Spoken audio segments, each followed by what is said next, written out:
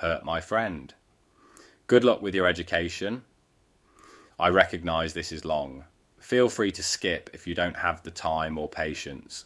Also, if this is more petty than pro, I can move it. Back in the before times when the internet was still a new thing with lots of potential, I was enrolled at my local junior college. A little into the semester, I moved in with my girlfriend so we could both save on rent. I will call my girlfriend Lucy for the purposes of this post. One night, Lucy says she invited a friend from one of her classes for a game night. Sounded good to me. We invited a couple of other friends and it was a really fun night. Surprisingly, it turned out her friend, Sarah, was someone I knew from high school. We weren't close friends, but we knew each other and got along fine. After that night, Sarah was invited over pretty frequently for dinner, game nights, or to watch a movie. She even brought her boyfriend over a couple of times. I'll call him Jay, but he never quite fit in. He would be quiet and standoffish, wouldn't engage much, and just seemed like he never wanted to be there. It was clear no one really felt comfortable having him there, but we invited him to be polite to Sarah. Fortunately, he only came over 2 or 3 times and found an excuse to refuse every other time.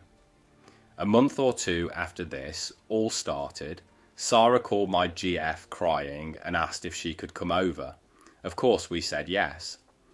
The story that was relayed was Jay was getting very upset with Sarah for coming over to our place so frequently and accused her of cheating on him. She never clarified if he thought she was cheating with me, Lucy, or both, but any option was ridiculous and never happened. But he confronted her and started verbally assaulting her, calling her all kinds of nasty names. At one point she tried to walk past him to leave, and he shoved her back.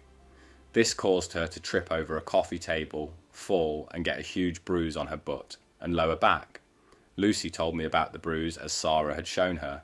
I didn't see it for myself. Sarah swore up and down that he had never physically assaulted her before, and she believed it was just an accident, but I was pissed. I wanted revenge. You don't mess with my friends, and you don't assault women. I wanted to beat the crap out of him, but while I'm a very big guy, I've never been in a fight and am not a violent person, but a revenge plan formed in my mind. At the time, I was working in the administration building of the school as a student employee. As part of my job, I could access anyone's student records, their fees, and their class schedule.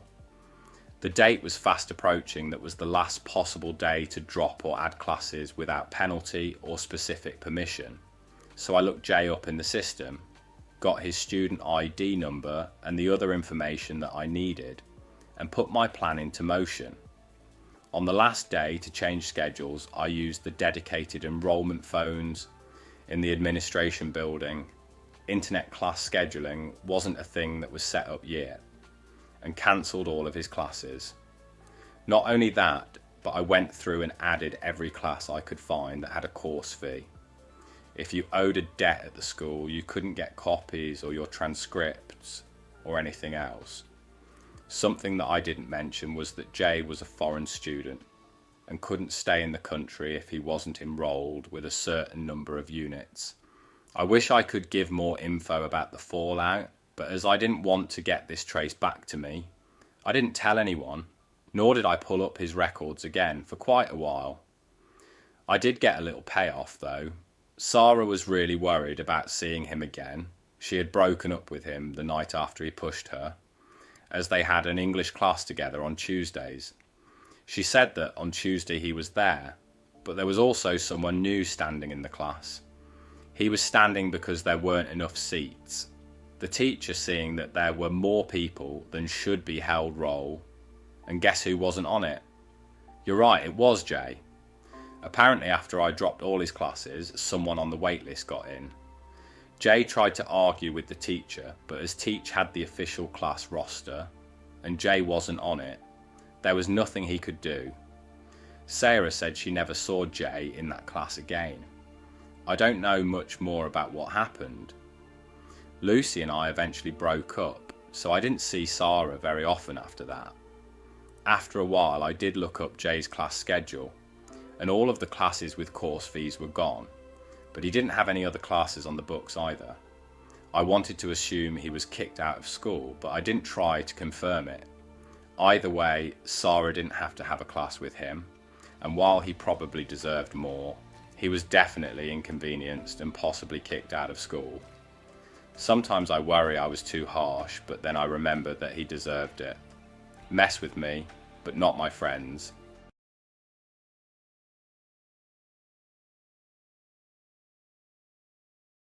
My ex Mill sent her church friends to harass my daughters and I. I have now exposed her family to her church community, and she's getting shamed and shunned at church. My 46F daughters, 17 and 15, have a strained relationship with my ex-husband's parents, 78M and 80F. My ex passed away in an accident last year, and we've had some major family drama since due his cheating, and him leaving 2 boys born with his affair partner orphaned. She also died. Part of the drama has been my ex-in-laws trying to get custody of my daughters and them also trying to live with us. First one we're going to court over, second one will never happen.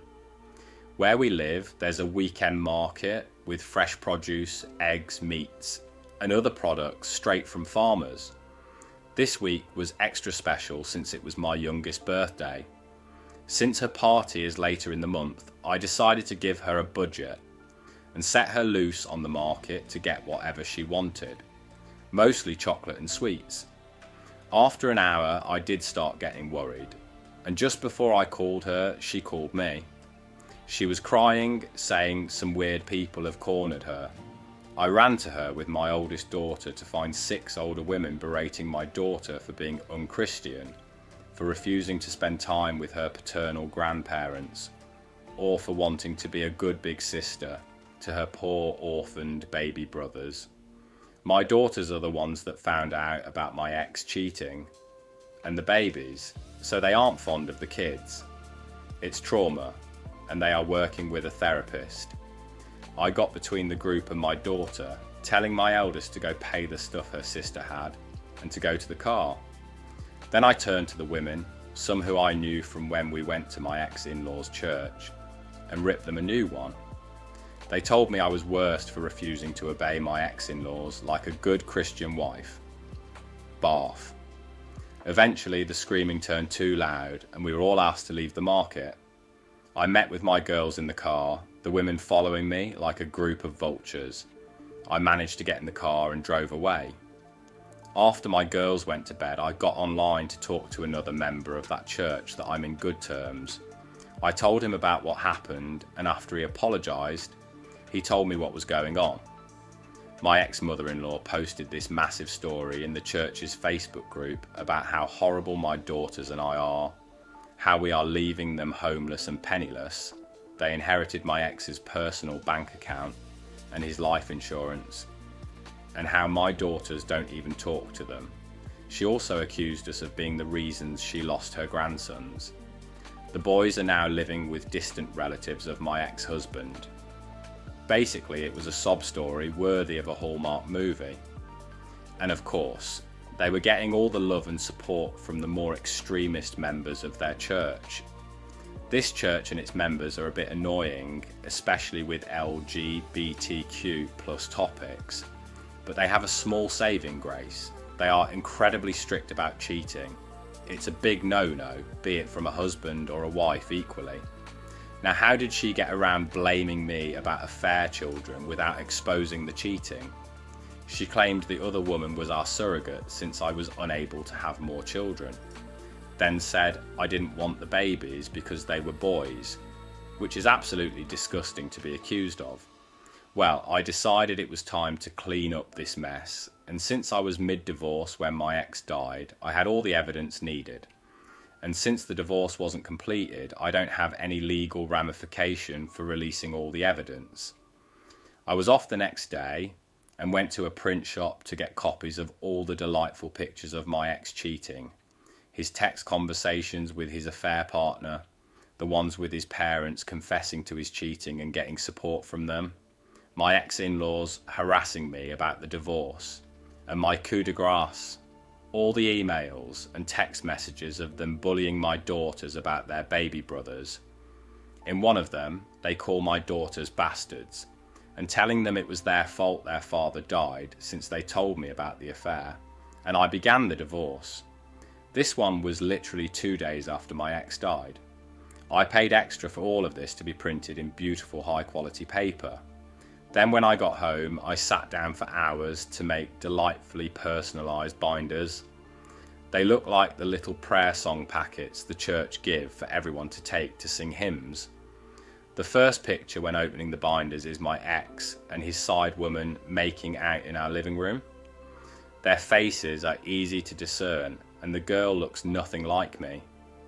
Different skin tones and hair colour. Underneath I wrote ex-husband's name, an affair girl's name, love story. I took them to the church before service. There's a desk in the back with the songbooks for people that need forget their own, and they never check them. The gossip mill was quick and harsh. The names my ex and his affair partner got called in the Facebook was so bad. The pastor himself had to get involved just to keep things relatively PG-13. People were angry at my ex-in-laws for their abuse to my daughters, but what made me laugh was that I was still in the wrong for the divorce. But it is understandable that I failed on my duties after the shock, and I possibly will one day return to the light, unlike my cheating husband and his Jezebel. They used another word I can't use here, I imagine. I got 2 apology letters in the mail for my girl and an invitation to join the church for support. As for my ex-in-laws, they got shamed into leaving the church.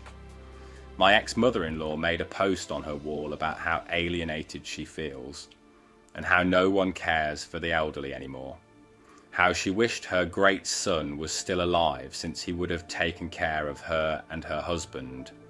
With what money? I don't know, since I was the breadwinner. Explanation on the will: my ex-husband had a will that named his parents as beneficiaries. As far as I was aware, he had told me he had named our daughters, not them. I never pushed for me to be the beneficiary, as my own will has my daughters as the beneficiaries, not him.